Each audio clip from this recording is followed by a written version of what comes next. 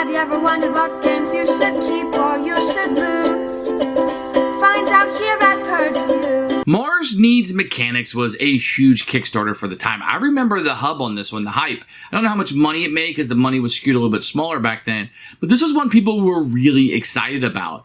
And I got the Kickstarter version, and it's okay. It's an economic game about building things on Mars. I mean, is it exciting to get copper wiring? Is that exciting to you? If so, this is the game for you. The main problem I had with it is the price doesn't fluctuate very much. It's always up one, down one. So it's a very slow economy that's going on in this kind of like stock market economy type game. And it wasn't enough of that big move. Everything's very small, and you get screwed on it a little bit, but the other one, it's not going to go down that much more. So maybe hold on to it and hope it goes up. It was okay. There wasn't anything in the game that I felt like was mind-blowing or even very interesting. And what you're collecting wasn't fun. I'm building this thing and I'm getting wire and a screwdriver. It's not fun to me. I didn't really get that feeling it could have been anywhere except for kind of the space-age collections you were doing. There's some things you could buy that give you powers and stuff. This was an absolute miss for me. I think this is one of those first Kickstarters I was involved with that, like, the game was just a huge letdown. There wasn't a whole lot to it. I mean, Floating Market was like that for me from Eagle Griffin Games. But this is one of those that just did not click with me. The market didn't fluctuate enough. What I was collecting wasn't fun. Buying and selling them off wasn't interesting. Gnomes of Zandivar is so much better than this. There's owner's choices better than even this kind of light, cheaper games you can find. Wasn't something you need to pop down on this. And I don't think that's the case with this one. Absolute miss. Purge. Goodbye. So here's Mars vs. Mechanics. This is the Kickstarter version, so you're going to get the sleeve that will be attached to it. That's really the difference.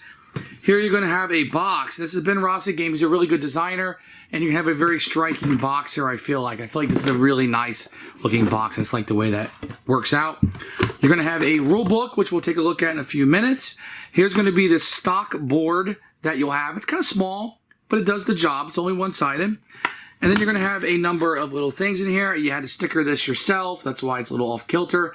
I personally hate that. And then you're going to have a number of little tokens you have. They're fine. Nothing to write home about. These little gear things are fine. It's all right. You're going to have some cards in here. The artwork is like piping and I don't know. Maybe you like this kind of thing. You can see it looks like it was cut off a little bit at the bottom of what they were trying to do there. That's a stylistic thing they went for, but the icons are what matters. So this is kind of a mess, really, and just presentation. While it doesn't, they did this on purpose. Let me make sure that's clear, but not to my style. Then you're gonna have the automation cards here that you're gonna have.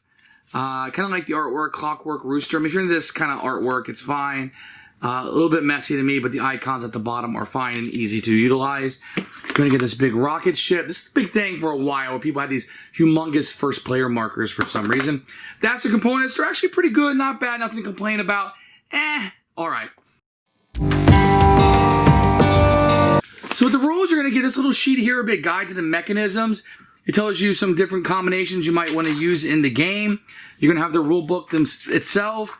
You're going to have the historic stuff here, the component list, kind of like a picture of setup. And then setup will be here with the rules that you will have in the game. And some optional actions that you'll be able to have. There's plenty of pictures and examples you're going to have here. And then you're going to how to adjust the values, how the stock market is going to work. And then the competition ends, how to choose mechanisms. There's some tips here from the designer and the credits, of course. And this is what I always like to have, the little turn summary on the back. It works fine. It's a very simple game. I don't think you have any problems. Maybe set aside 20 minutes to read through this. There's a QR code if you have any questions about it. I don't know if it still works or not, but it is there. So setup is really easy. Everybody's going to get 30 of these cogs. This will be the currency in the game. You're set up to stock market stuff on the 5 spot in the middle. These tokens are randomly set up. You got 8 cards. Everybody will get 2 scrap. Whatever is not used is put back in the box and will not be used. And then 3 random component cards. Once you have all this done, you are set up and ready to go. So the game will end when the component deck is empty or 2 rounds go by and nobody buys any components. At that point, the game will end.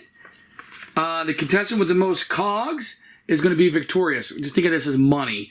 And these are going to come in different denominations that you will see here that will represent different amounts. So whoever has the most will be determined to be the winner. So there's two possible actions you can do. You can purchase a component or pass, and then optionally you can build something if you can do so. So you can be getting these resources in order to build these things to score victory points as the game continues. So to purchase one of these, say you wanted to buy a magnet, you would pay the price here, which is 5. And after you bought it, it would go to the front of the line. It's already there, so nothing would happen. If you were to buy piping, you would pay the $5 that's right there, and then piping would move to the front of the line up there. If you pass and decide not to buy anything, that's okay. If it comes back around to you, you can then purchase or pass or build something if you want to. So if you want to build a mechanism, you would just give up whatever here's on the bottom.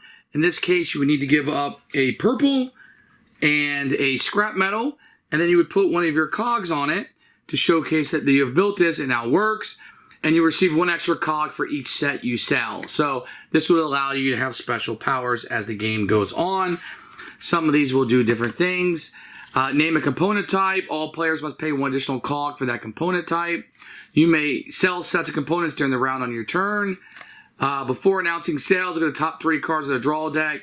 These will just allow you to change different powers, and you'll want to build these, not necessarily to score points, but able to be able to do different things during the game. And you'll spend the amount on the bottom, and you'll get what's on. You spend these to get the card, and you pay what's on the bottom of the card. If you decide you no longer want this, then you can break it down, and you can get the scrap metal that you paid for this back, or the components at the bottom. So if you ever do that, you don't want it anymore for whatever purposes, then you can build 1 per round, and you can break 1 down per round and get these things back. So each round will end when all of the components here are either purchased or everybody passes in succession. So as the game progresses and these things are bought, things might go up in price. Whatever the bottom 3 is, you are going to decrease it, the price by 1, whatever is in the bottom. Anything in the front will increase by 1. And here. And then whatever is in the middle, which will be the magnet, will just stay where it's at. So you do that at the end of the round. Then you can sell sets. A set is considered 3 or more cards of the same type. So I have 3 of these lenses. I can give them up. The lenses are worth 4 each. I'm selling 3 of them, so I would get 12 cogs in. So when you're going to sell something and what you're going to sell is very important in having these. So these are good for selling at this point, or during your turn you can build things that will give you powers. Then you would restock this over here because these have all been purchased more likely. If something is there, you would stay there, and the first player marker would then move to the next person, and they would become the first player. And once again, the game ends when this deck has run out, or no cards are bought 2 rounds in a row. Then whoever has the most cogs is your winner. Who should buy this game? Wow. If you want a introductory economic game, so there's a little bit of that into it. There's some set collection that's going on in it, and a little bit of a stock market that goes up and down. That sounds interesting to you. I would say maybe this is something you need to try out and take a look at. I feel like they're a better game. I think Owner's Choice is a better game. Gnomes of Xandar is a little bit better game. Stockpile is a better game than this one. If you want the economic, kind of the resource management part of it, I would say look at Fantastic Factories or Res Arcana. I think those are better games than this one. You just have better options in this genre depending on what you want. This is a purge for me, and one I would tell you to probably just go ahead and overlook.